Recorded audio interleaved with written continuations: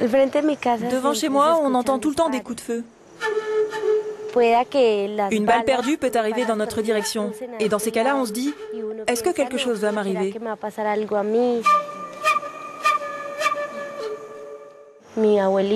Mon grand-père, mes ancêtres sont morts à cause de ce conflit.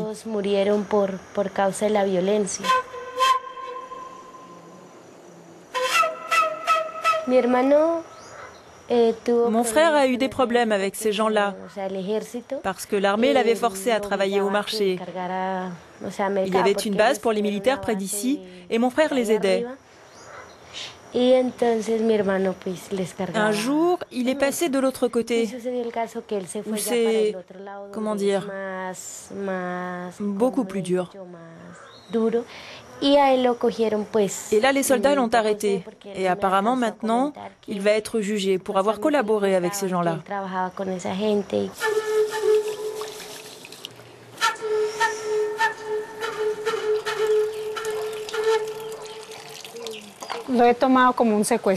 Pour moi, c'est un enlèvement. C'est comme s'il l'avait kidnappé, parce qu'ils ne m'ont pas laissé lui parler. Ils ne m'ont jamais laissé lui poser cette question. Pourquoi as-tu pris cette décision? Qu'est-ce qui t'a fait aller de l'autre côté?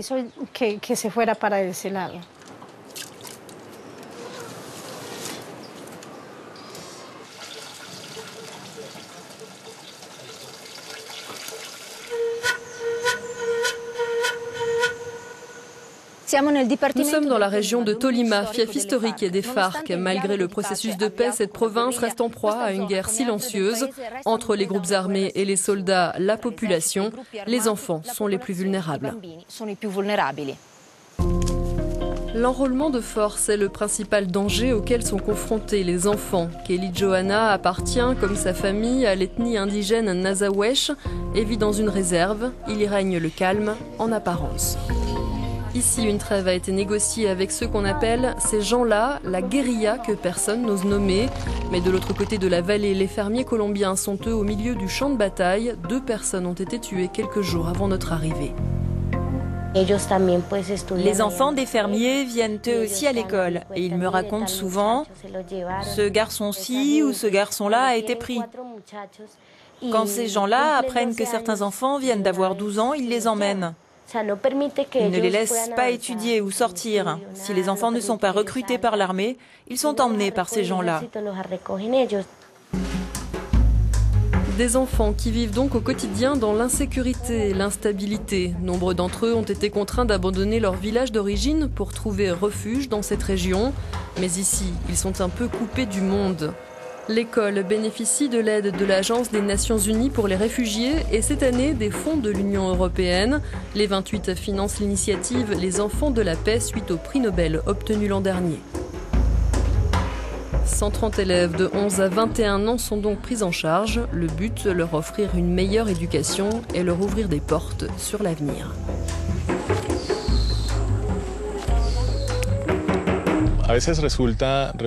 Parfois, ça peut avoir des résultats contradictoires. Les enfants partent étudier et ne reviennent pas dans leur communauté.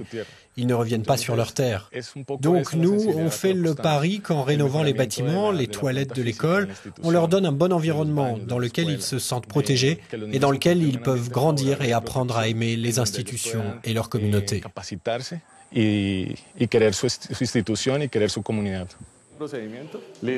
Et pour les aider à ne pas devenir des enfants soldats, l'école tente de les impliquer davantage dans leur environnement.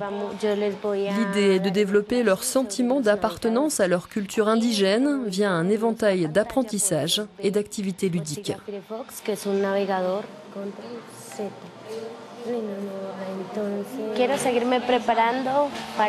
Je veux continuer à étudier pour aider les miens, pour leur enseigner ce que j'ai appris en classe et pour aider ma communauté.